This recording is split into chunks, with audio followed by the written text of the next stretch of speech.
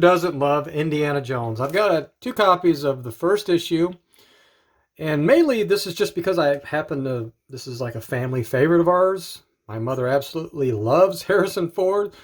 We watched this movie, these movies, I don't know how many times when I was a kid. So I'm actually going to give one of these copies to my mother so she can hang it on her wall. So I'm going to go ahead and just grade one of these today. I'm actually not going to touch this one. I'm not taking this one out at all. This has got a potential of 9.8, I believe, and it's currently 9.4, but everything is pressable on this book. This is one of the most perfect comic books I've ever seen. And if I thought it was even possible nowadays, this could possibly get 9.9. There is not anything. There's no bindery stuff, except for some minor handling stuff. This book is perfect. It's sharp everywhere. Anyway, I'm not going to touch this book. I'm pretty sure this is a really good 9.8 candidate, and I wouldn't be amazed if this has like a 1 in 100 chance of getting 9.9. Anyways, we'll go ahead and grade this one instead. And, you know, besides damaging a book, why would I want to take one out and just basically show you nothing, right? Because that's basically what we would basically be doing on that other book. So anyway, let's take a look at this one. This is also a book that I picked up about the same time as the other one, and I got them both on eBay, and I think it was, I don't even know, it was less than 10 bucks each or something like that. And, you know, it was very hard to find, actually.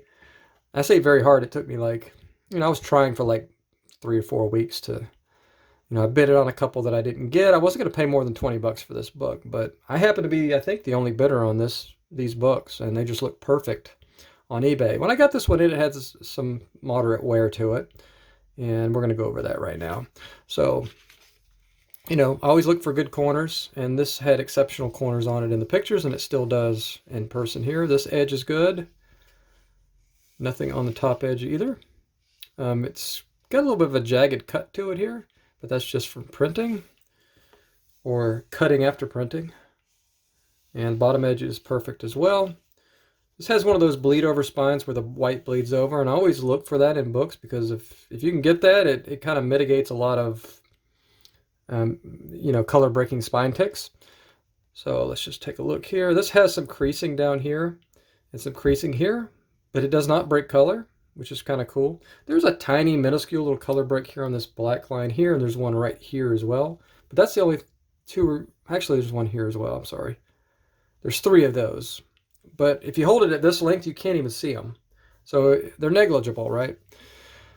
So 3 of those. We got some moderate creasing here. Now, if this wasn't pressed out, I'd expect this book to be like an 8.0. I mean, it's even got some wrinkling up here. But there, once again, there's no color breaks. So this book has been mishandled a little bit, but, you know, if it's going to be mishandled in this way because it looks all pressable mostly to me. So let's go ahead and flip it over here. And white spine. There's a few ticks here. 1, 2, maybe 3 there. Maybe 1 there if I didn't already say that one. 1, 3 or 4 non-color breaking spine ticks. Some waviness here. I'm not sure if that's handling wear, but there is like kind of some pitting right there, like something was set on this book or it was bumped. But the back cover is much better than the front. Not seeing anything else. Corners are sharp.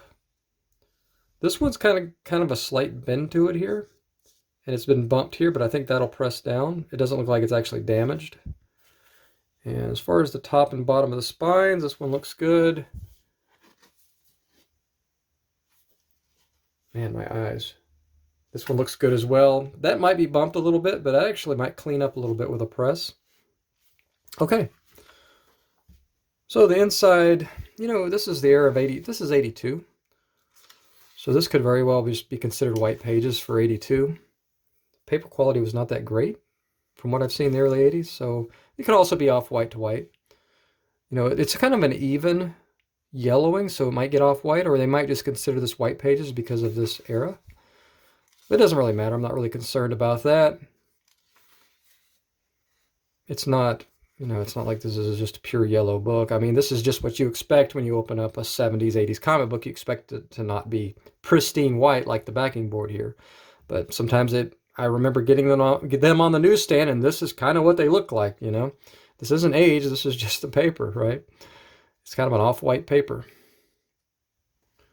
The interior looks good. Let's go ahead and flip it back over. So yeah, I'm sitting with all that, the creasing and everything here. You know, the minor handling wear, the pitting on the back, this here, the few spine ticks. You know, let's just take a look at the front here as well. Yeah, this book looks solid on the inside. I'm not seeing anything out of the ordinary, but actually because of this here, I'm going to downgrade this book a lot. I think this might be, it's hard to see probably in the, but this is really pretty bad right here. And it has the kind of creasing and wrinkling up here as well. I wouldn't even think this was an 8.0 book. But I certainly don't think it's a 6.0 book either.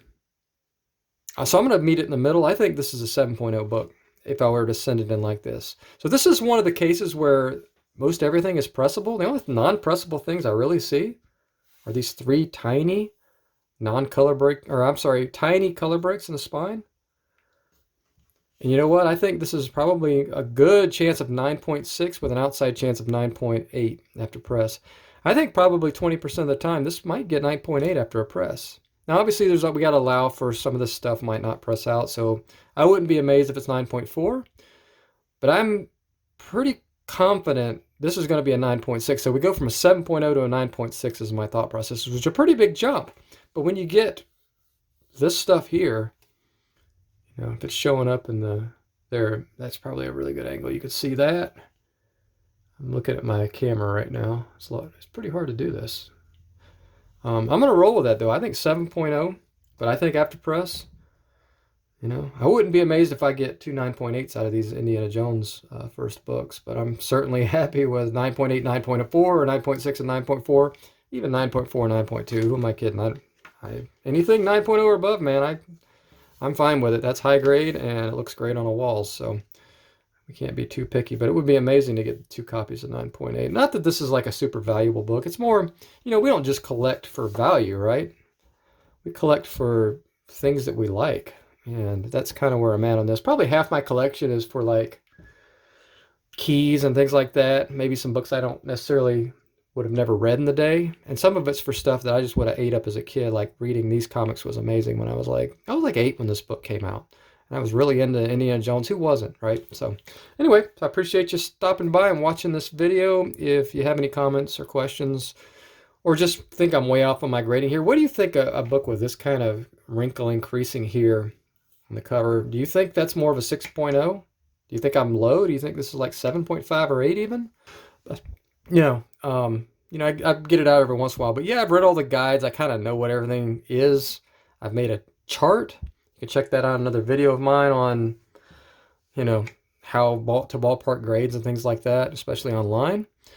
But in person, we should be able to get pretty close. But, you know, that's the whole purpose of this experiment with CGC, is to find out where they're at and how they've been calibrated over the last 20 years, because they've evolved. You know, they say they've evolved.